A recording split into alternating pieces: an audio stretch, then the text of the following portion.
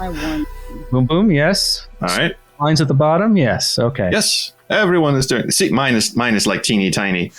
We're talking about the waveforms, kids. If this makes it into the podcast, we're just keep your heads out of the gutter, please. Yeah. Oh well, let me do this real quick. I'm also doing like a backup recording through OBS, so I'm just going to do a little. Yay! Okay. All right. Or actually, so the microphone can pick it up. Okay. Thank you. Go. Right. Let's see if I can get through this without Anna sabotaging me, because last time I was on her podcast, her and Paul's podcast, and we kept sabotaging her intro. So we'll see what happens. I'll bet she's got some sort of revenge thing going on. Hello. That's one. To yourself, man. Hello, welcome to the Adventure Game Hotspot Creators Corners podcasts things. There's a lot of S's in that now for some reason. We still haven't really thought of a great title for this podcast, so we're just going to keep calling it whatever the hell. People have suggested that we just start adding on 90s skater lingo to it, so it becomes the Adventure Game Hotspot Network's Creators Corners podcast to the max, and also possibly add in some bodacious and out-of-sights. You guys tell me. Anyway, hi, I'm the Space Quest historian, and I am very thrilled to be here because we're going to talk about something that I love very much to talk about and am also terrible at. So hopefully my guests here will have some sort of, well, I know at least two of them will have some, but possibly more. We'll have some great tips to share about that. I keep knocking my table. Sorry. I'm very sorry if you heard that. No. So I'm just going to go in the order. They appear on my screen. First of all, we have One Short Eye. Hi. That's me. That's him. Yes. Next up is Daniel Albu from Conversations with Curtis. Hi. Hey. And we have a newcomer on the show. And he looks panicky, and he just turned off his feed and ran screaming from the room. But it's Jack Allen from the Adventure Game Hotspot Network. Good morning, sir. Hello. Yeah, filling in for Joshua today, who so wanted me to stand in for him that he went to the great lengths of getting himself all sick and couldn't be here. So I got to give a shout out. Joshua? He's the boss. He is my partner in crime at Adventure Game Hotspot. And who are you? Yeah, well, that's a question I ask myself every day. It's an existential crisis. Believe. Let's not go there. No, all right. Not for the first show, anyway. We'll try to keep the personal questions to an absolute minimum. We will ask you for a blood sample after the show, though. Okay. Next up on the list is our good friend Adventure Game Geek. How are you, sir? Hello. I'm good. I'm here. Unlike last time, where I was like on the moon or somewhere. So I'm hoping I'm going to be in sync this time with everyone. Anyone remember that scene from 2001: A Space Odyssey where they have a television interview with the astronauts, and they go, "Okay, so the 20-minute delay from the question being asked to the response given has been cut out for television." That was kind of like it was just like that. It was just like 2001. Also hailing us from space or in orbit, or I think it's Canada, is Anna Vigway. Vigaloo. That'll work for today. Vigaho. Oh, sorry. From the Classic Gamers Guild podcast. How are you? I'm fantastic. How are you doing tonight? Hey. Someone actually asked me back. Hi, I'm doing great. Thank you. I'll tell you why in a minute, but we have to, of course, introduce your cohort from the Classic Gamers Guild podcast, and that would be Paul. How are you doing, Paul? Hi, everybody. You've been saving that, haven't you? I really have. I didn't expect to be last. Really tried to sell it with the energy I had in the beginning, but it wasn't there. I believed it. Yeah. Actually, that did sell it even more than you think. So the purpose of the show is to provide some banter, some helpful tips and tricks on how to be a better content creator, and plug our own stuff at each other, obviously, and hopefully whoever is listening to this. I'll go first because I had a grand time earlier today. We were talking about that before the show.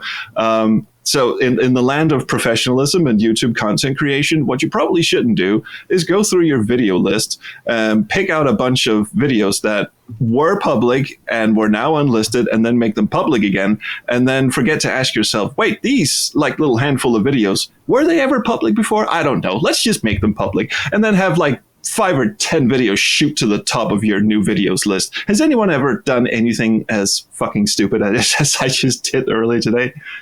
No, but I love it. I think it fits the chaotic nature of what I think of Space Quest Historian. It's exciting for me as a fan. I want to get in there and check out content, whether new or remembered. I'm super stoked. It's like I thought it was purposeful, and I was like, yay, 3 or 4, 5 or 6 or 7 or 8 more videos from Space Quest. I was really excited and also confused because most of them were from PAX West, and I thought, wait, is PAX West going on now? Is like is Space Quest Historian there, and I don't even know about it? It's like, wow. And why is Dave Gilbert talking about Unavowed? Yeah, as if it's not been released yet. Oh, it's bizarre. Yeah, no, it's all pre-COVID stuff. Like all these videos are from like 2015 or something. They're old. Yeah, so I had a grand time, and of course, on the same day that I publish a video about, hey, please go to my Kickstarter, please help us. There's only 2 weeks left. We're getting scared here. And of course, then I publish a bunch of videos that absolutely bury that to the bottom of the new videos list. Yay on me. But today's topic, and we'll get to that in a second, is about audio. I've already banged my desk several times. I'm currently talking to you from an old Sennheiser microphone with a pop filter screwed onto my desk drawer, which is why I keep banging my desk. There's precious little room down here. But first, we're going to get into the self-promo stuff. What have you been working on? What's coming? And what have you done? And again, we're just going to go around the room. One short eye, hit us. Sure. So the Monkey Island 2 video finally came out a few weeks ago. Yay, put that behind us. It was a brilliant one. Well, thank you. Watch it 3 times. That. So good. I appreciate that. Watch it more. It helps. I appreciate that. So I was happy with the reception of that. And then the full-ish interview with Ron Gilbert. I did take out a couple of things from that, so I can't say it's the full one. But the full interview with Ron Gilbert is coming out actually in a few hours. So I'm excited about that. And then it's deep into a video about Gabriel Knight, Sins of the Fathers, the 20th anniversary edition. Oh, God. Exciting. Why do people do this to them? Why do they speedrun games like that and Mask of Eternity? I don't know if you remember, but this one has a particular braking mechanic that all the animations get broken, and it's the most goofy thing ever. People's limbs You mean Mosley breaking his back? Yes. yes. Yes, it's glorious. I remember you sent screenshots of that, and I somehow lucked into playing a beta tester build, even though I wasn't a beta tester. It's years ago, and the finished game is a beta tester build. This one was fun. Gabe kept clipping into walls, and there was one particular hilarious moment where he asks Mosley for coffee in Mosley's office, and if you instruct him to leave, he just sort of scoots and like butt shuffles across the floor to the door. It's brilliant stuff. No, I keep rambling on about. The noises you're hearing is Paul trying to pick himself off the floor. Apparently, he wasn't kidding. So that wasn't discreet. Okay, my bad. We're watching live feeds of each other right now, and what we just saw was just his camera tilting off to the side. And then a bunch of Paul, like, what's that on your ceiling? It looks like kind of clouds up there. Like, what is that? Or like cotton candy? What is that? It is. It's clouds. Oh, they are clouds. Yeah. Oh. Oh, we're gonna have. I'm gonna screenshot. Could you just leave the camera up there for a second? Just no. Tilt it back up. I'm gonna screenshot that for the blog post. So there we go. I was gonna say, if it was cotton candy, you must replace it every day. It looks like a TV show set. It's like your apartment isn't real, man. Yeah. It's like some fantasy world that Paul lives in. With quite a bit of effort, our listeners can somehow see it somewhere one day. There's a little Nemo kind of vibe to your room. Sorry, Daniel. What have you and Mr. Curtis himself, Paul Morgan Stetler, what have you guys been up to? Well, we released the Ron Gilbert interview. We released the Dave Grossman interview. They were really well done. Oh yeah, we started playing Puzzle Agent with Tori. And tomorrow we have the premiere of my interview with Mark Ferrari. And on Thursday, like 2 days ago, I interviewed Hal Barwood. So we're going to release that soon. And that's it. I love how you can't see this, but he has this really concentrated look on his face because there's so much shit going on in Curtis land. Just like he's like going through this mental calendar, going, "Oh, did I do that? Did I do that? When's that coming out?" Yeah. And we did live streams with Ross Scott. 2 live streams. Oh yeah, you're playing the King's Quest 1 remake. Yeah. That was hilarious. And I told people what I think about the game, and then we got our first set of spiteful comments against yours truly. Aw. Oh, but didn't Ken Williams show up for one of those? He did, and that was nice when he showed up. So we need to just have Ken show up for all of them, and it'll keep you in line. And then I did a speedrun of Phantasmagoria 1 and did it in 9 minutes, and now I'm 7th place in the world leaderboard, and I hope to get to 2nd or 3rd because it's quite doable. And that's it. Cool. Oh, is that all? Oh yeah. They are so busy over there. It's amazing. Speaking of busy, Jack, you guys at Adventure Game Hotspot, how are you guys been doing? Yeah, well, I mean, we're always busy. I'm crazy busy. But unlike you guys, most of my content creation is in print.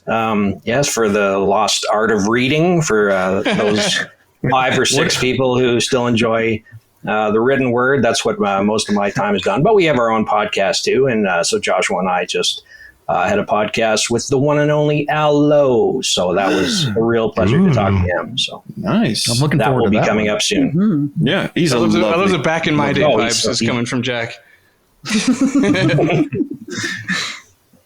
All right. Well, moving on to Adventure Game Geek. Also been pushing out content at an alarming pace.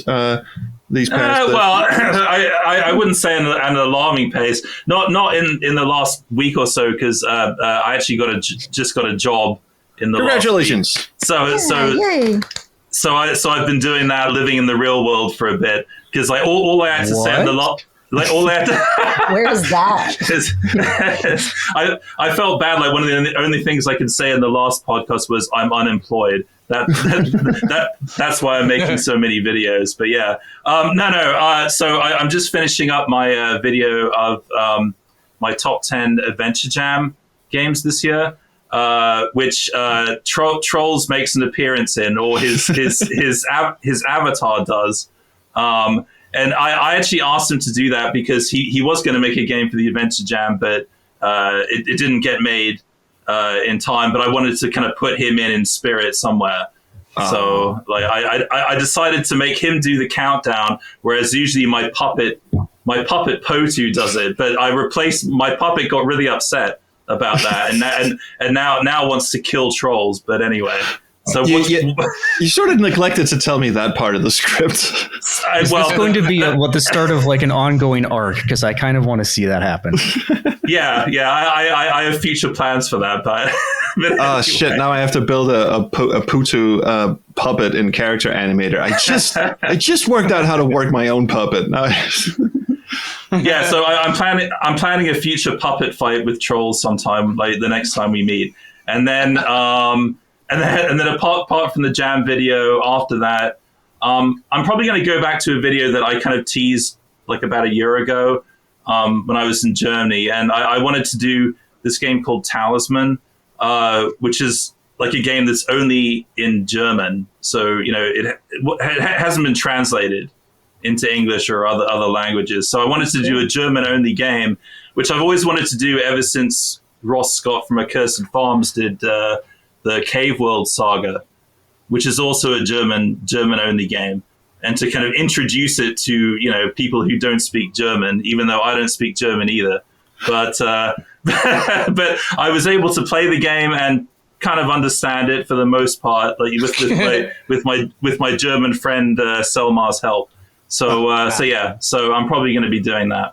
It would be so fun to live stream or play through a game that's in a language that you don't understand personally, right. And then have someone else as a wingman who pretends to know the language but actually doesn't. So he keeps doing misinformation. Yeah, he tried his best to translate everything for me, but most of the time he just said, "Yeah, the game's trying to be funny, but it's not." Wow. Reminds me of that Space Quest knockoff, the Russian Space Quest knockoff, The Adventures of Ivan Loshkin, which is also only in Russian. DOS Nostalgic did a playthrough of it on his channel.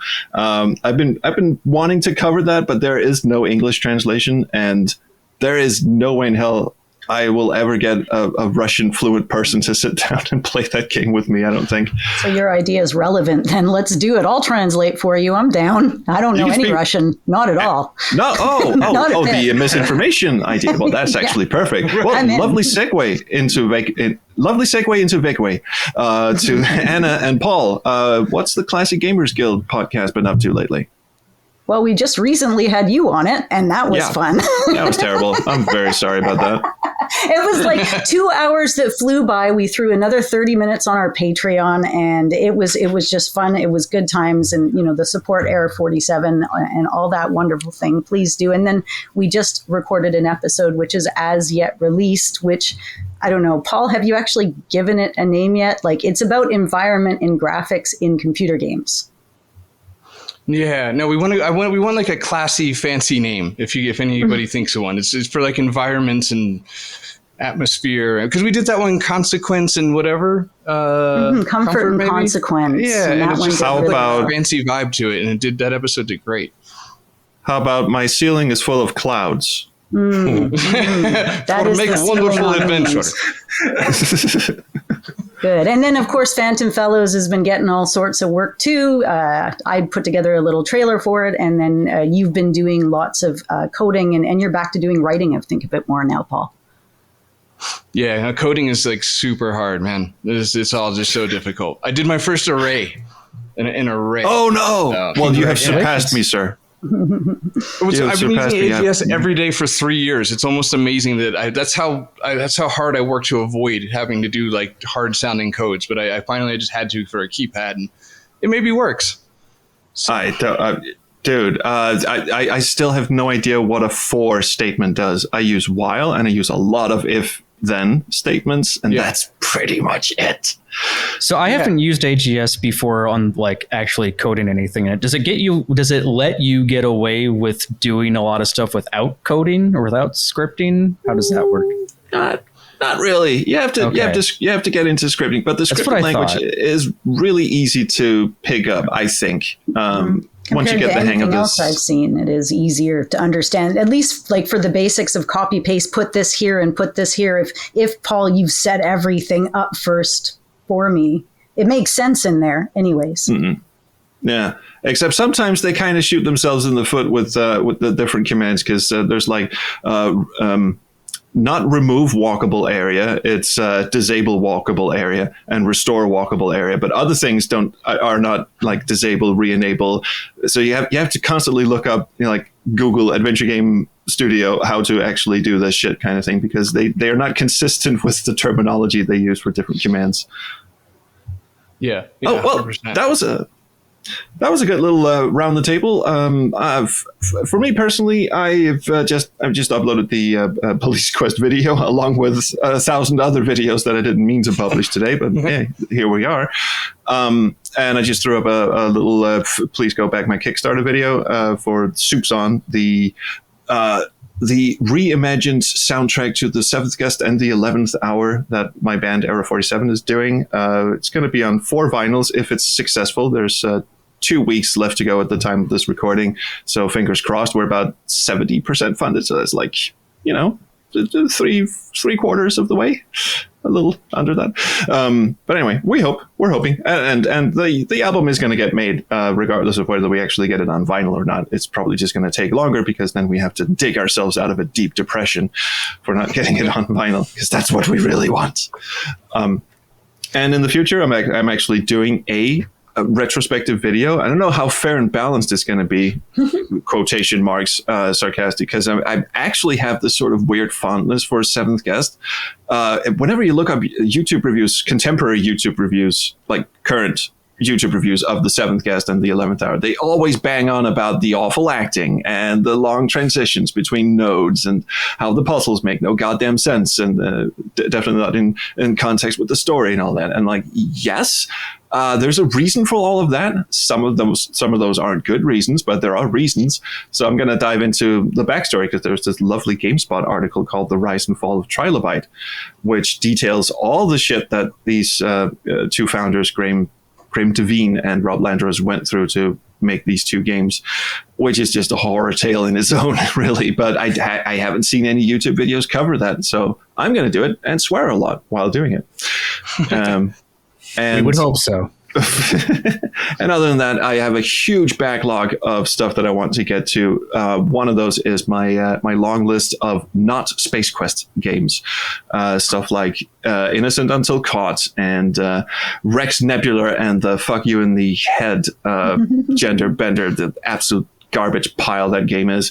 And Universe, which Adventure Game Geek and I sort of drunkenly mumbled to Adventure Game Geek, wouldn't it be funny if we both reviewed Universe and we did each other's scripts? I remember, and I think I said it was a good idea. Yeah, at the time. So, yeah. I mean, I would have said anything to get out of a conversation with me at that point too, but it was. I mean, it could be fun. We could have Pudo or Pooty or whatever the fuck its name is. Patootie Booty in front of my view screen, and then we have the SQH puppet in your room. We can sort of green screen him in. I don't know. I think the idea that you had was to contrast our two different styles or something. Yes, I vaguely remember that. Because you somehow have this impression that I'm just like very kind of vanilla or something, and I never swear, and I'm always so polite. I really didn't think I was doing that, but. Well, vanilla is such a. I mean, you seem like a very courteous gentleman, as opposed to the bag of turds you're now conversing with here. So yeah, that would be an interesting contrast, I think. But yeah, we'll see. And then I noticed that you actually do sometimes swear in your videos, but it's always in a sort of winky, nudge kind of way, in a very cute way. Yeah, as far as I know, you've never called King Graham a blazing cunt or whatever it was I called him in one of my videos. Well, no, I would never say something like that. No. Okay, so moving hastily on to today's topic. Today's topic is about our audio setup, which is sort of hilarious in the sense that you're now listening to an audio podcast. Just quick raise of hands. How many here are using the same audio setup for this recording that they use for their videos, live streams, podcasts, or whatever? I should have not said raise your hand, since this is an audio podcast and everyone's actually holding up their hands. I thought it was an ironic question.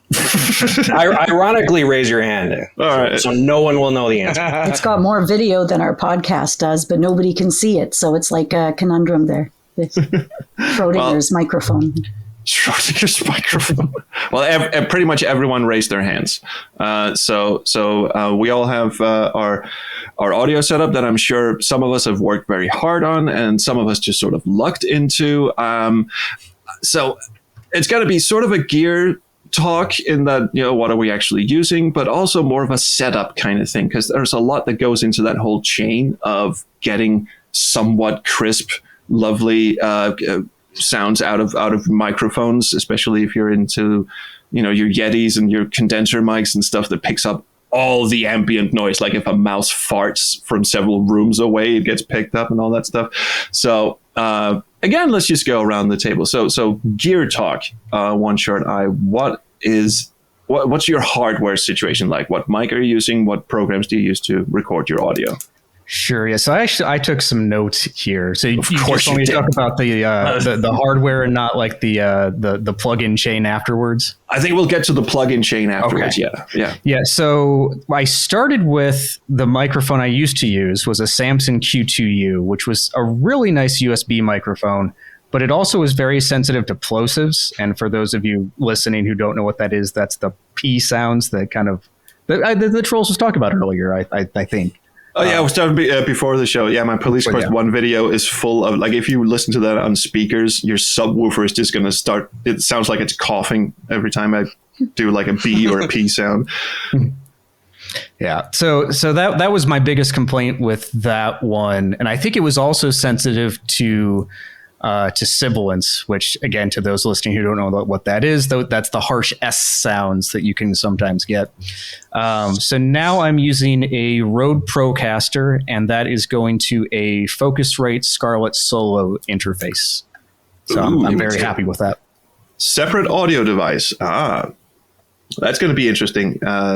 I'll get into my stories about separate audio devices, as in not plug-in USB stuff. But I'm very interested to hear what Daniel is using, because he always has this super crisp audio, and it always sounds like the voice of God. Like there's an echo, like it booming. Like when we do these recordings, we try to level them out when you guys are listening to it after the fact. But Daniel's audio is always like super crisp, boomy kind of stuff. How do you do that? Yeah, that's why I asked you if you used a compressor in our last podcast, because it seemed when I listened to it that my volume was higher than the rest of the people on the podcast, and I wondered why that is. Well, I'm not a very good audio mixer. We'll get to that.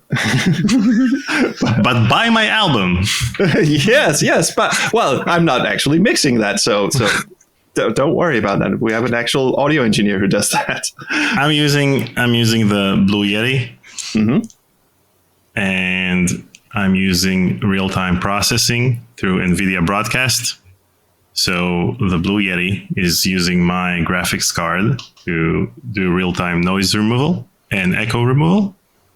And if I remove both, let's hear it. Which I will, I sound this way. Actually, with a lot of echo. Yeah, it's just a little bit more echo. Yeah, a little higher up, like more of the treble sound. But this is how I sound with real-time audio processing. That's really cool. And I see you don't have a pop filter, but my Blue Yeti, which is sitting in a cardboard box on my windowsill. I'll tell you why I don't have a pop filter. I have a pop filter right here. I bought it for my previous microphone, which was a blue snowball like Anna has. And the thing is that the pop filter has a very tight grip that was adjusted just for the Blue Yeti, for the snowball. But when you place it on the Blue Yeti, it just scratches the bottom of the microphone and doesn't hold so well, so it falls over. So I don't have a pop filter at the moment, but I will soon add an arm to my desk, and then I'll add a pop filter to the arm itself. So how do you get, because my Yeti is also super sensitive to plosives, unless I like keep it at arm's length, and I see yours is like right next to your face. So how do you keep from, I always lean in when I talk, and that's probably why there's so many plosives in my stuff. So how do you keep from making that mistake? You want me to tell you my secret? It just appears that I'm in front of the microphone. I'm talking slightly to the right of the microphone, and so the plosives go beside the microphone instead of into the microphone. Oh, the secrets we are learning. I should look into that. All right, so moving on. Jack, what kind of... You have to go to me next. Okay. All right, I warned you guys before the show that I have, need I mention again that I deal in print? There's not a whole lot of audio involved in. I've listened to my my articles, and they never have much to say back. So yeah, no, I know nothing about audio. I can't tell you I have a Yeti microphone too. That's about it. But yeah, for our podcast, Joshua handles all that stuff, and I have no idea. As far as I know, he's just waving a magic wand and making it, all shiny and new at the end. But yeah, sorry about that.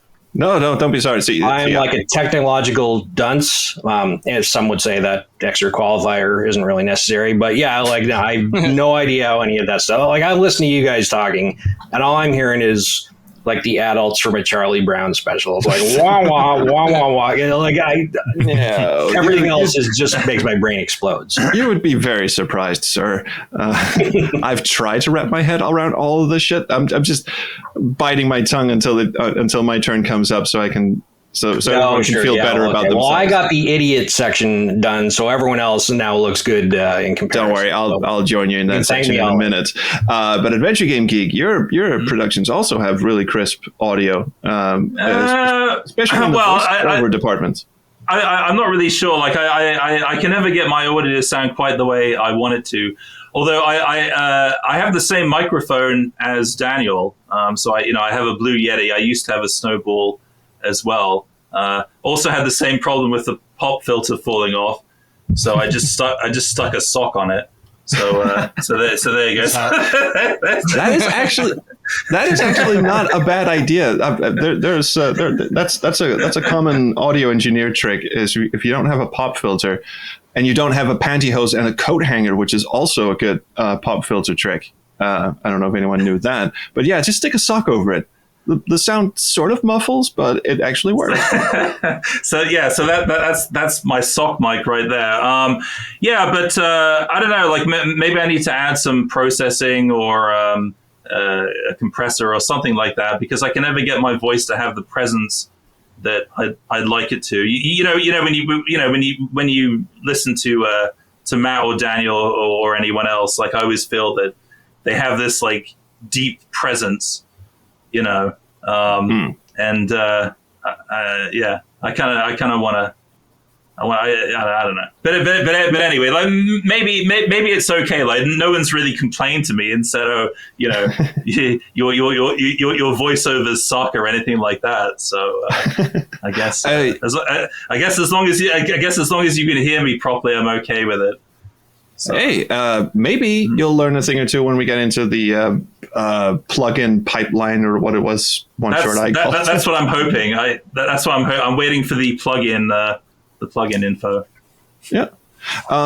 So Anna, everyone has already mentioned that you have a Snowball, which also looks a little 2001: A Space Odyssey-ish. I've never actually seen one. But yeah, so your audio setup. Sure. Yeah, this is a Sharper Image microphone my son got me, just a USB plug-in in like 2019 because he heard I was interested in podcasting and stuff. I've been using it ever since in like a cheapy laptop, and it's sitting on some books, and it's sitting on a RF modulator with S-Video, a Mass Effect book, and a Blade Runner book right now, so it's up to my height. And then for the podcast, my technique is I do this with less video, and then I send it to Paul, and he does magic things, much like you say happens for you, Jack. And then boom, a podcast appears out the other side. It's amazing, isn't it? Yeah, it's so great. Cool. I love the process. So that's my experience with this stuff. I literally, thanks to you guys and your content creation, it's motivated me to start assembling audio and pieces of video and learning how to clip things together for the first time in my life, reassembling audio and messing around, and it's brand new. I'm seeing things I didn't see before. So this is all good. I'm excited to hear recommendations and what everybody else has to say. Oh, we might actually get into some good territory with this podcast. And I also noticed you don't have a pop filter or anything to mask the plosives and the sibilants and all that stuff. Falling off the stupid thing. I used to put a nylon on it, but it looked stupid. I'm doing much like what you say, Daniel. I'm speaking sideways on it so that I'm not like right in here assaulting everybody with T's and P's and B's and S's. And that's my setup. That's weird, because whenever I do that with my Yeti, it always sounds like I'm shouting from the other room. Like it just doesn't sound right unless I'm like right in there. But maybe my voice is just crap. It depends. You have several directions for the mic. You can do bidirectional or 360. So if you use just one direction and you talk beside it, then it's fine. Oh, okay. Well, I'll work on that, because I'm not super happy with what I've got. But so I'm looking at Paul's video feed here, and he's got one of those old style jazz 1920s condenser mics going on. Is that is that actually the one that's in use right now?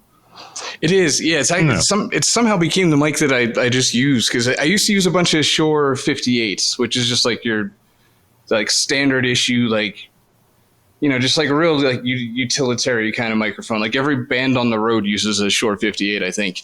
This is a Shure 55 SH, and it's I guess I'm saying all to say it has like the exact same qualities as a basic Shure 58. It just looks kind of old timey, see, and I really like it. So yeah, I use that through a Scarlett Solo, like Matthew uses, and I guess I could draw a definitive line between probably Anna and I, Daniel and Jack, and then Trolls, Geek, and Matthew Shorteye on the other end, because we're doing our interviews or our conversation, let's just say, like through the internet. So like there's never. It almost makes me try a little less hard, because it's like everything I say has to go through. We use a service called Clean Feed, which is, you know, I think we're on Zencaster now. It's really similar to that. So it's like everything, because Anna's in Canada and I'm in Colorado, like we're going to be talking across the airwaves anyway. So there's just a huge loss of quality right off the bat, as opposed to, you know, Trolls or Geek or Short Eye, just you guys recording like hardline right into your system and things like that. So I guess maybe it's just a worthy point to make is like for those people that have to record co-op, you know, online with somebody else, that there's going to be like a huge drop and probably just less effort in the hardware and more work in the post. Yeah, I guess. Absolutely. Yeah, Having to differ. Well, having done both, I'll be on Paul's team, but I'm interested to hear your point of differ, Daniel. Well, even though most of the work can be done in post, there's only so much you can do in post, so you have to get everything ready. If you are recording, for example, when we started recording our interviews, we recorded them on Zoom. So sure, you have loss of quality because of the Zoom compression, and the other side is even worse. So when we use these types of websites and software, like we use over here, and what we use on our end, which is Riverside, then we just record uncompressed WAV files and we upload them to the cloud, and then it's just like recording locally on your computer. So, and it's what these Zencaster and all these stores do. They record the audio locally, so you're not listening to like if I was recording this off of Discord, you would be hearing my voice quite clearly, and then everyone else would sound like they're being like there's a speaker at the bottom of the toilet, and so it also solves the problem if like somebody's connection screws up for a second, you don't get that garbledy. Oh yeah. So yeah, that's hardware, which is interesting to some and absolutely pointless to others. There's a lot of, I mean, when the Blue Yeti came out, every streamer and YouTube creator just sort of picked one up because it plugs into your USB connection, and it's a fairly crisp sounding microphone that is possibly a little too sensitive for its own good, but I mean, I think it sounds fine.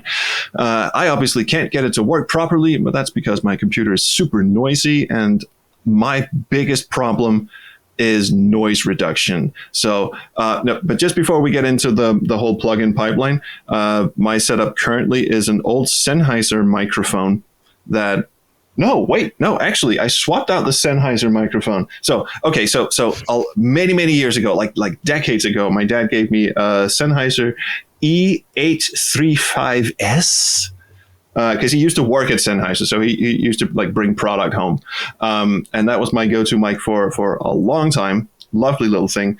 And then recently, a friend of mine bought a better mic, so he wanted to get rid of his old mic, and he was like, "Hey, do you want a free mic?" And I was like, "Sure, why not?" And I have no idea what it is. Wait, so you were talking to the wrong microphone all this time? Maybe we should start over. No, it's not even plugged in. Don't worry. I don't even know where the box is. Anyway, it's a lovely mic. I'm very sorry, good friend. It's a lovely mic, and I think it's a little less. It's a little more sensitive than the Sennheiser one, because I think my voice comes through slightly clearer than that, but I could just be fooling myself. And it's going into the oldest audio device you've ever seen. It's an actual old M Audio mobile pre-USB. which is going on 15 or 20 years at this point, I think. Like, it's super old, and it's buffed and it's scratched, and every time you turn the volume knob, the potentiometer is just crackles, and sometimes, one of the audio channels cuts out and all that shit, but it's still going. So yeah. So that's my hardware setup right now. But like I said, my main problem, I'm just going to go first on the then we'll go in a backwards order, just for shits and giggles. So like I said, my biggest problem is noise reduction. Luckily, my room is quite small, the one I do my recordings in, so I don't have a lot of problem with echo, but I do have a lot of problem with noise. So my computer is right underneath my desk, and there's no liquid cooling or anything. It's just this big loud fan that I forget to clean, so I only do it like every year or so, and it just sounds like a Yeti coughing up a hairball most of the time. So every time I plug in my Blue Yeti, it sounds like I'm like near an ocean or something, and I really have to get in and like massively, first of all, compress my voice and then get all that noise reduction shit out there. So what I do for my videos is actually record all the voiceover before I put the video together. Most people do, unless they're doing like live Let's Plays and stuff. Which I don't really do much of. So for the Fair and Balanced videos, I record everything into my DAW, which is Mixcraft. And there's a whole chain of plugins for compression, which brings my voice up. If I whisper, if I shout or whatever, it all seems fairly level. There's some noise reduction, obviously. And that's really about it. All I've done is just sort of dial those two in. Oh, of course, there's a gate. And the gate is what happens if my voice goes below a certain level, or if I just stop talking, there isn't that noise floor. So it just cuts off that noise floor. Irritatingly, I cannot get rid of the actual noise when I start talking. You can still hear the noise floor. It annoys the piss out of me. And I'm looking at one short eye, and his voice just sounds crisp and clear, and he's sitting in a huge, spacious living room, and I have no idea how he does it. What's the deal, man? We'll get to that. You're asking me? Yeah, I said we're going to go in a reverse order, but reverse order. All right. So okay. So Cloud City, Paul. Reverse order. So what do you do with in terms of post production on your stuff? Right. Well, you're going to want to start by clicking a lot of buttons. Just start clicking buttons till it sounds better or worse. And no, what can I say that's helpful? Jeez Louise. Like ever. Okay. To anybody listening that maybe is using Logic, then I guess I could be of help, because this is like Logic only stuff. So there's specific presets in Logic that help tremendously. And the three of them are Refresh Dull Recordings. Why did I say three? There's actually 14. Right. There's a spoken word, like a narration filter, specifically for like a narrator, I guess, of a story. It sounded like a podcaster, so I clicked it. Sounded better. This is the logic behind the Logic. And then obviously using like all kinds of compression, noise gate, like Troll said, just to get rid of any little things in the background besides my son, which I can't get rid of. No. And have you tried duct tape across his mouth? Yeah, right. Now I just throw raw meat at him every 3 hours. It buys me time. But yeah, I guess if you're using Logic, then the spoken word filter that has the narration, the Refresh Dull Recordings filter, and I guess that's it that I can remember. There's one other, and it's really bothering me, but that's all I got. Yeah, that's a good point. Don't be afraid of presets. There's nothing that says, there's no rule book that says you have to go in and manually add all of this compressor gate and all that shit in and dial it in yourself. If there is a thing that can take care of this automatically and it sounds good, I mean, the most important thing is that it sounds good. Never be afraid of presets. Right. And I'm just remembering now real quick, in Logic, there's an audiobook preset. And within those EQ settings, you find all the gold for podcasting. Because essentially, I'm looking at it as almost the same thing, right? So because there's not a podcasting preset, there probably will be eventually soon. But for now, yeah, in Logic. And I think this extends to GarageBand. So any Mac users on either two of those, you can find these presets, which yeah, just follow the trail for audiobooks. And it works good for podcasts. Nice. Oh, I completely forgot to talk about EQ, but that's fine because I don't. I tried EQing out the noise floor, and I'm running out of stupid metaphors, but it kind of sounded like I was buried under the floorboards and I was screaming for help. So I actually don't EQ my voice at all. But not all right. far off for some of the games you play, probably. Probably not. No. We'll get there. I'm going to do Tex Murphy at some point. There's a body buried under the floorboards in one or two of those, I think.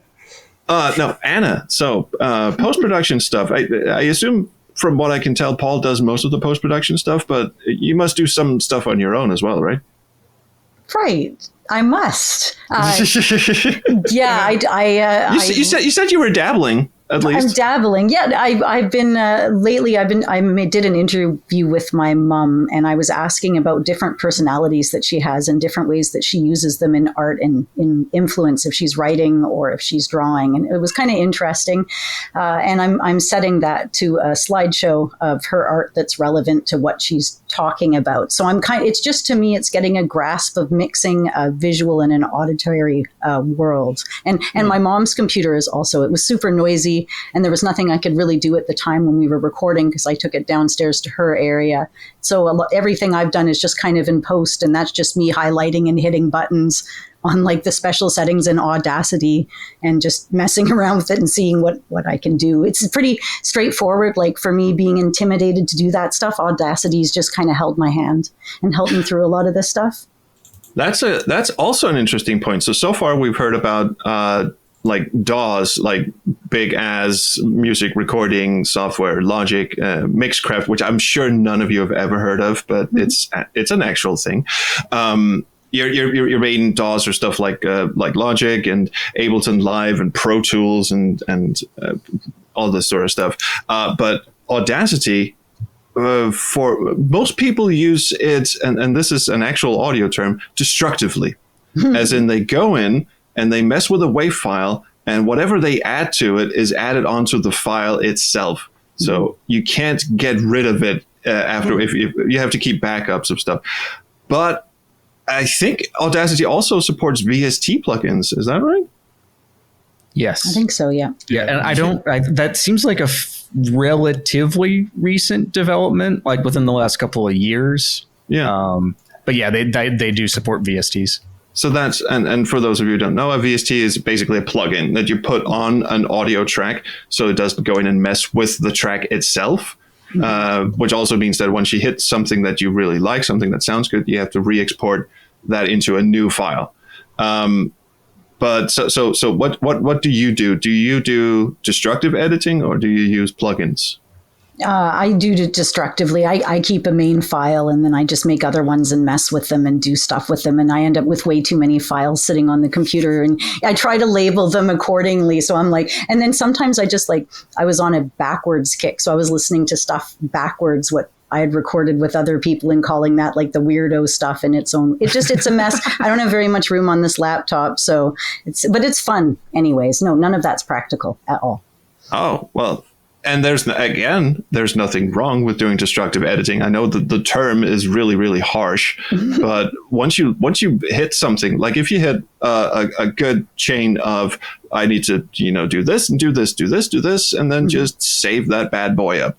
Just remember to keep different versions of it going, because actually that's what you're doing with VSTs anyway. Except of just keeping multiple copies of the same file. You're just, putting more and more VSTs on until something sounds right. And then you bounce that to a different WAV file anyway. God, I'm starting to ramble here. So let's turn the mic over to Adventure Game Geek and his post-production escapades. What do you do for post? my escapades, right? Yes. I use Audacity, same as Anna. And I just have different exports. So, I have an export for my original recording, an export for my recording with noise. So I do noise reduction if necessary. or like a normalize or an EQ or like whatever, like different filters just to see if I can get it sounding the way I want, which I don't always do. And that's about it really. And you see like this is why I'm so ignorant of audio recording in particular, because I didn't even know what a DAW was. You see, there you go. I'm just going to admit that. So there you go. So there you go. And it is a weird acronym. It is even weirder to say. Digital audio workstation. I don't know why I'm not aware of these things, but I'm kind of more. I do most of my stuff in Premiere Pro, just in the edit and stuff. And so if I need to do any extra things in there, I can use some filters in that as well. Yeah. So yeah. Yeah, that's interesting. Yeah, because Premiere Pro or Adobe Premiere, whatever version you're using, also have their own little suite of audio plugins that you can use, including a rather good noise reduction filter, certainly better than the ones that are included in my DAW. And Audacity also has a really interesting noise reduction where you have to feed it like a snippet of silence or what's supposed to be silence, and then it analyzes the entire WAV file and goes through it. Like, right. I just imagine it like going through with like a broom and a dustpan, like a janitor's just going, scrub that shit out. Yeah. That's why I developed the habit of just kind of just sitting in silence for 10 seconds before I say anything. So I'm just like sitting there and I'm like, okay, this is a voiceover for the Adventure Jam 2023, blah, blah, blah. And another question for you is, you're one of the few content creators on this in this network who do on-camera appearances. So do you use the same audio recording setup for when you do on-camera appearances? Do you sort of hide the mic under your shirt or whatever? That's a good point. I kind of alternate. At the moment, I'm using like for like on-camera stuff. I'm using a wireless microphone, a DJI microphone that just kind of clips on, like, you know, right here. Yeah. Which has been really good. Like before that, I had a Rode wireless mic, which is pretty similar. The DJI I would highly recommend, because it doesn't need. You don't need to plug it into like another audio recording device, like the camera or like an audio recorder. The DJI actually records it internally, and so you can actually pull it straight off like this little thing. So it's all kind of contained, and so you don't need anything else. So like I'm really happy with that. I've really been using that like fairly recently. That's actually really clever. Like, you know, and it's also nice. It's just like a little thing that clips on, because otherwise I used to use like a boom microphone on a stand that, you know, plugs into like an audio recorder, but, you know, I have to set the whole thing up and everything, and it's such a pain. And, you know, because I don't always have the same setup, so I have to keep kind of moving it around. You know, so yeah, like I'm quite happy with using the wireless right now. Yeah, and do you notice any like big change in audio quality between when you do your voiceover and you do your lav mic on camera stuff? I mean, you can always tell the difference, but I've just kind of like got used to that. I really like how the DJI sounds. Like I'd like to get my voiceover to sound better somehow. I don't know what it is. I think it has something to do with like the way my voice sounds. I'm of the same opinion about myself. I'm like, I've tried everything. I've tried listening to, you know, tutorials and shit, and apparently they just can't cope with nasal Danish people. There's got to be there's a bottleneck somewhere in the chain.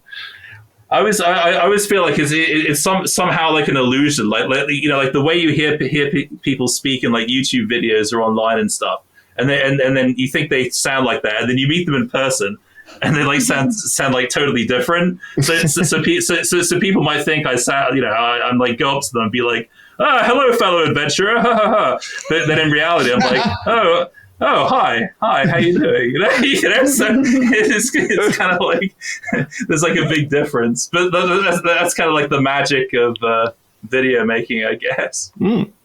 Yeah, and not to stay on you for too long, but I also did some videos with a lav mic for some strange ass backwards reason. I have no idea. I'm really interested in that thing that records locally, so you don't have to lug around a audio device or a laptop or whatever. I had God, I should probably look up what the hell it was, but there are some. There's a really, really super cheap one. I think it's called Boyer or something. Lav mic. Oh, Boyer? Yeah, that sounds familiar. Yeah, and it's Boya. Oh yeah, okay, Boya. hang on. Boya Lav. Yeah, it's called the Boya BYMM1, and it's a super cheap lav mic that plugs into your smartphone. And the good thing about doing that is, one, it's surprisingly good quality. It lacks some low end, like there's not a lot of bass and presence and stuff, but for being out and about, and it's a really good lav mic for smartphones. And if you plug it into a smartphone, it doesn't need external battery. It runs off the phone's battery.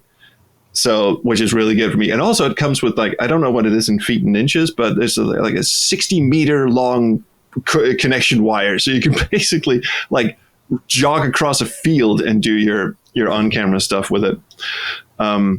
Some microphone recommendations there.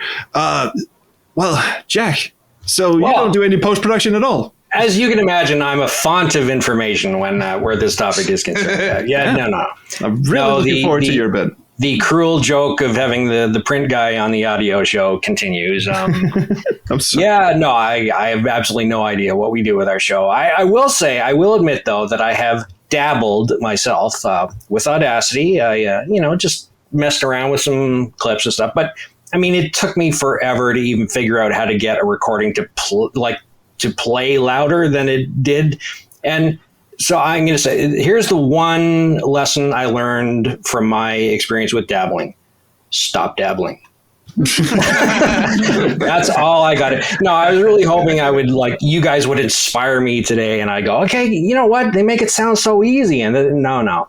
I've heard all you guys. No wonder I'm so intimidated. Oh man, I am so over my head. So well, that's probably because we are. There's the level of expectancy from whoever's listening to this. If they look at the description and go, oh, they're going to talk about audio stuff, I would. Personally, and we probably should have talked about this before the show, but I was kind of reticent to go like completely base level. So here's what a compressor does, and here's what reverb does, and all that. Oh no, you should have. Because I was assuming maybe the listening audience would know that already. But at the same time, now that I think about it, and I'm just rolling with it, it's probably maybe we are like losing some people along the way, like people who are just plugging their Yetis into a USB port and just going, I have no idea what post-production is. I have no idea what a noise filter does. I am repping those people. So yeah, that's what we're here for, Jack. Go team. Well, yeah. I'm taking one for you guys. Well, so luckily we've saved we've saved Daniel and One Short Eye for last for this one, so maybe they can help us out with some terminology. Glossary for dummies is what I need. Help us out, guys. But Daniel's already sort of preemptively talked about what he does, and there's some GPU noise reduction going on there. So basically, he's hitting the cheat code, but there's nothing wrong with that either. You must do some post-production filtering as well, right? Well, since 100% of our content at the moment is recorded live, which means there are no do-overs. If we mess up in that recording, that's it. And I've experienced it lately when I had an interview with an animator from LucasArts, in which the first 17 minutes of the interview were recorded from his AirPods. And so it was a muffled mess. And I tried every service out there, every website out there, Adobe Podcast, everything. Nothing works. And so I'm trying to painstakingly try to find bits of the audio to fix them, but there's nothing to do with that. So I may just release it as is with a 17 minutes with a disclaimer saying the first 17 minutes are a mess. The rest is pretty good because the website refreshed for some reason and then it switched to his regular mic. So since there are no do-overs in our recordings, I try to do everything in pre-production. So before every live stream we have, I always check the audio levels on OBS to see if my audio levels and Paul's audio levels are at the same volume. And this setup I did, as you can probably assume, I don't play newer games. I play retro games. So I don't need the NVIDIA 3070 RTX to run King's Quest 6. I bought this graphics card in order to have real-time audio processing for the live stream. And not just audio processing, even my camera is going through NVIDIA Broadcast. For example, the background removal is through NVIDIA Broadcast. This is the first time he's turned off his background. I didn't get a screenshot. Yeah. God damn it. Is someone recording this? It's a mess. That's pretty slick, actually. I got it. It's organized. Now the thing is, well, I'm moving soon, so that's why it's not organized. Oh, shit. I just saved over Paul's clouds. You're going to have to snap a photo of us for us, Paul. Anyway. Yeah, sorry. The thing is, the beauty of real-time processing and everything that NVIDIA does over here is the fact that it even removes the background from the gap between the headphones and my head. You see? Yeah, I see that. Yeah. So Zoom doesn't do that. And that's software real-time. Yeah. Background removal. So this one does that. Anyway, a lot of pre-production, audio levels, make sure that everything's fine. When I talk to my guests, I make sure that their audio is fine. And then in live streams, I have nothing to do because it's released as is. And in interviews that I edit after the recording, the only thing I do is I change the audio gain for my guests because their volume is usually lower than mine. I turn it up. I add noise reduction on Adobe Premiere to make sure that there's no hiss, not on my side, not on their side. Then I use a compressor to make sure that our audio levels are the same volume. And then I sometimes add more audio gain on their side in order to have a consistent volume for both of us. And that's it. Ah, nice one. Just a quick question. I know we said we're going to do glossary and for dummies and stuff, but I just have to ask, do you put like a limiter on some of your stuff? So like it's always just under minus 1 or 2 decibels, or do you not bother with that? Because sometimes that like blows out people's speakers, like they watch several different YouTube videos. Well, when I use my compressor, it's -7. Okay. All my videos are -7, so even if there's something above that, it won't clip. Right. Yeah, clipping. Okay, we can get into that terminology because I'm a master at making shitty audio that clips. Clipping is when you hear that digital distortion because there's too much sound coming through. So it starts, it literally sounds like clipping, like someone holding a pair of scissors next to your ear. Like that.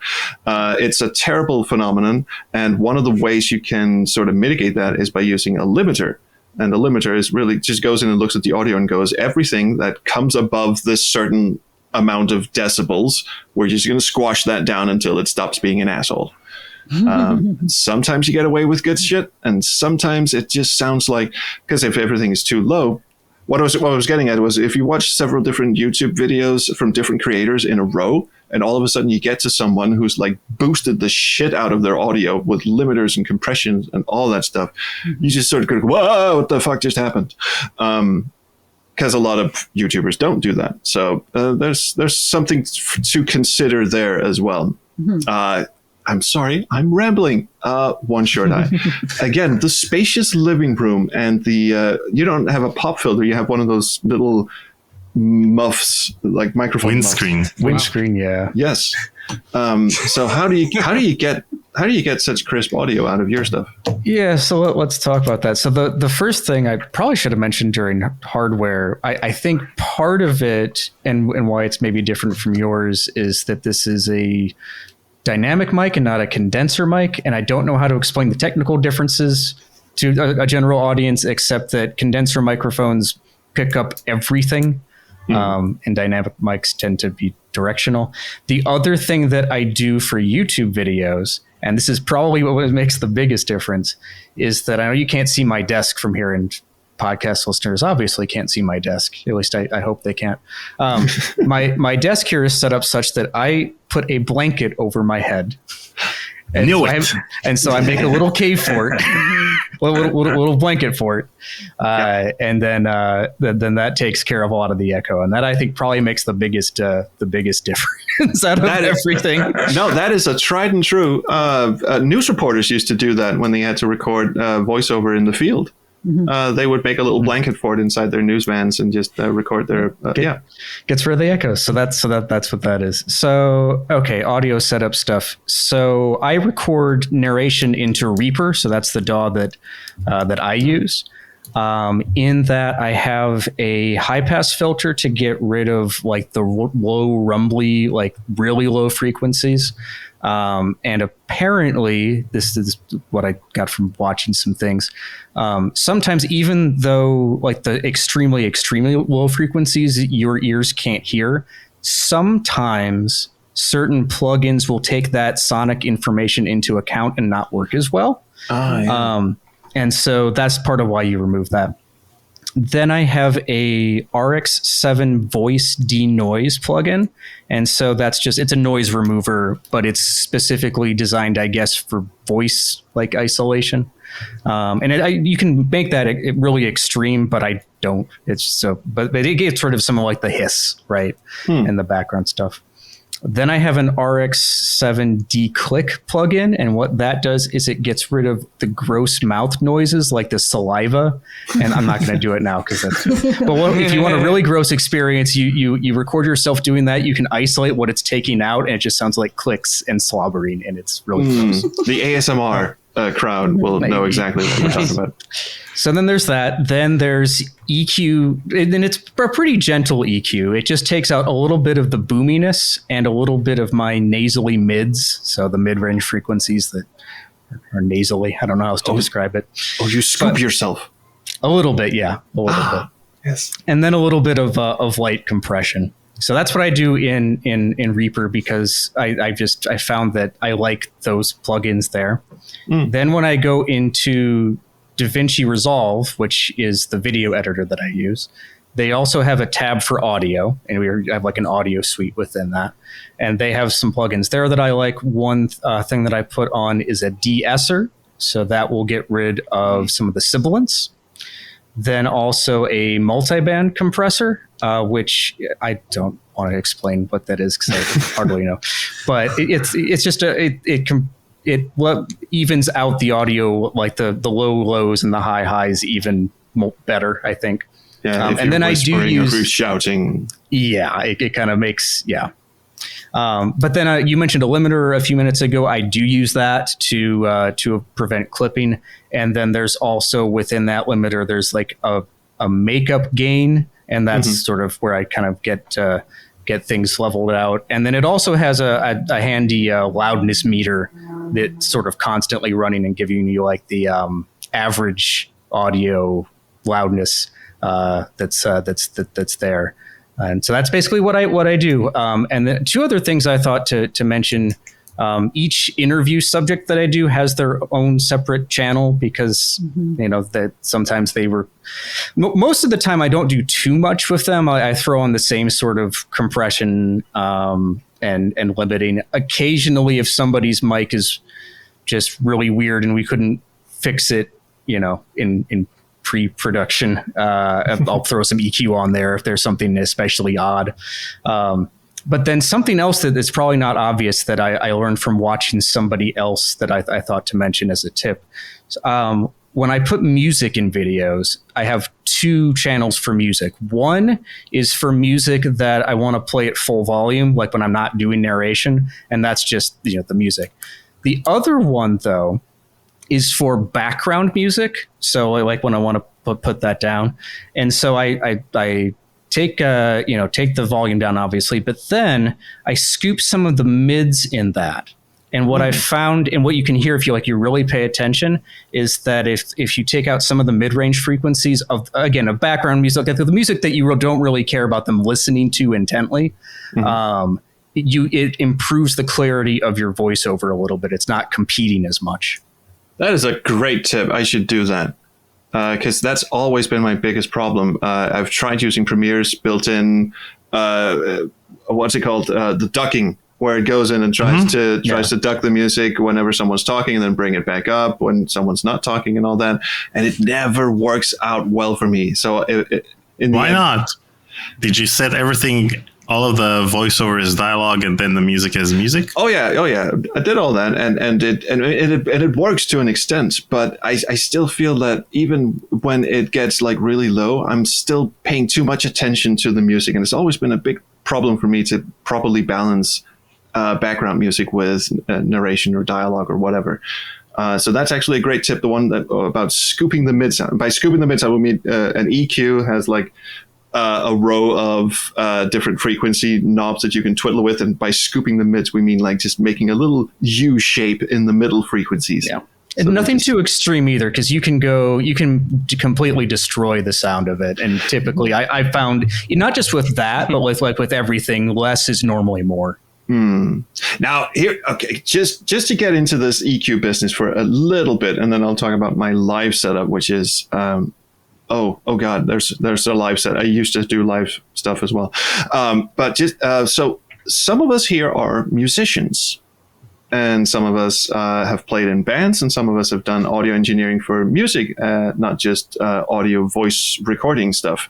And EQing is one of those things, especially for guitar players, where it just every time if you listen to a certain type of music, as I do, the ones where the guitars are really, really loud and everyone's shouting at each other, then the guitar player always, for some reason, wants to boost his mids, and it hurts my ears. And I love a guitar where everything is just scooped. Now you said be gentle with the scooping. I mean, I'm gonna floor that fucker, so it just sounds like a buzzsaw instead of whatever it is. So has anyone tried that like telephone distortion thing where you crank the mids up and destroy all the treble and the bass, so it sounds like you're calling from outer space? I've used that as sort of like an effect, sometimes to like designate that I'm like reading something. Oh yeah. So yeah, I've used that occasionally as like just an effect. I've used that on I believe it was like an AirPod kind of situation, similar to what Daniel was explaining earlier. One of the guests, it was just the best they could do, and I think it was actually Captain Disaster. Dave, right? I'm like, I know it's Seaman, but what's the first name? Okay, it's Dave. Poor Dave, I'm sorry. It's like I put up enough of that shit in grade school. But using the telephone technique as a secondary, almost like a phantom track to Dave's actual track. And it's just, the idea was just kind of sneaking it in underneath of his track just to help pull some of rescue them. It was just so muddy. Giving it like an intensified. It's something I had done on guitar tracks where it was. I really like with guitar. It's called like lady tone. It's like this Eric Clapton kind of vibe where you have the neck pickup on and the tone knob mostly all the way down, if not all the way down. And it's just, I think like Wonderful Tonight, I guess most of our listeners are of the age to know that song probably immediately. So like just that kind of tone and vibe, or Slash used it a lot too. And that's always been my favorite tone, but sometimes it's at the risk of being a bit too muddy, especially, throughout a wide range of monitors and speakers and such. So it was like a technique I would use with music as well, which would be to sneak in just a mid-only track, and the opposite of the scoop, just like a V, and just put it underneath of the master track, and drop the volume way down, and just like, I don't even know if it's really there, but it's like it feels placebo-wise anyway. I think it gives it a little bit of body. That's also a really good tip. If something is really messing with your head, you can double up audio tracks and do something crazy to the guy who's actually doing the mixing is my bandmate for Soup Sons, my bandmate John Paul, and he does stuff to my drums, which is called parallel compression. And he had to explain this to me very, very slowly, but it essentially means that you do a duplicate of the drum track, and one of them you compress to absolute shit. So it sounds like if you turn that compressed track up, it sounds like someone is physically trying to kick your head in, and then you lower that volume very, very gently, like just so it's almost imperceptible, and then you play the actual drum track over that, but it just gives the kick drum and the snare drum just a little extra kick, obviously. Sorry, this is getting into music talk, but yeah, I am making an album, so that's top of mind for a lot of what I'm doing. Live setup. So I used to do a lot of live setup, and I could never get my, even if I was using a condenser mic or directional mic. This is a directional mic I'm talking into right now, by the way.